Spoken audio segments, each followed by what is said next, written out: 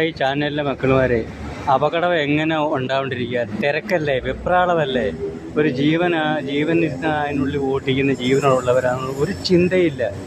അത് വഴിയിൽ നടക്കുന്നവർക്കായാലും വണ്ടി പാർക്ക് ചെയ്യുന്നവർക്കായാലും എന്തൊരു സ്പീഡാണെന്നറിയാമോ? 2 സ്പീഡേ നമുക്ക് വേണ്ടൂ. ഇത് 24 മണിക്കൂർ സ്പീഡും വേഗതയാണ് കുത്തിത്തിരിയാ പോകുന്നത്. പിന്നെ എങ്ങനെ അപകടം ഉണ്ടാണ്ടിരിക്കാൻ? മനുഷ്യ ക്ഷമയില്ല, ചിന്താബോധമില്ല. എന്ത് ചെയ്യാൻ? അതിൻ്റെ പിന്നാലെ ഓടുന്ന പാവം പിടിച്ച പോലീസ് സംവിധാനങ്ങളും നിയമപാലകന്മാരും ജനങ്ങൾ ചെയ്യുന്ന ഓരോ വിഡിത്തങ്ങളാണ്. ഓരോ കാര്യങ്ങൾ പറഞ്ഞാലോ ദേഷ്യമാണ്. ഇച്ചിരി ക്യാപ്പ് കിട്ടിയാൽ മതി, ക്ഷമയില്ല. അതാണ് ഏറ്റവും കാര്യം. ആ പൂങ്കുന്നം കഴിഞ്ഞ കുന്നംകുളം റോഡിലെ എന്താ വണ്ടി, എന്ത് പറക്കം പാച്ചില്ലാന്ന് പറക്കം പായുന്ന 2 വണ്ടിക്കേ ഉള്ളൂ. നമ്മൾ ഈ ലിമിറ്റഡ്, നമ്മുടെ കേരളത്തിൻ്റെ വണ്ടി, ലിമിറ്റഡ് വണ്ടികൾ, അത് ലോങ് ആണ് ഒന്നത്. പിന്നെ രോഗികളെ കൊണ്ടുവന്ന ആംബുലൻസ്, ഇത് രണ്ടിനുമാണ് നമ്മൾ സൈഡും കൊടുക്കേണ്ടത്. ഭയങ്കര സ്പീഡ്. ഇത് അതല്ല, എപ്പോഴും സ്പീഡാണ്. ഏത് വണ്ടികളും സ്കൂട്ടർ അതിന് പറയണ്ട, പിള്ളേർ കാണിക്കുന്നവരും. പിന്നെ എങ്ങനെ ഇതൊക്കെ മാറുക?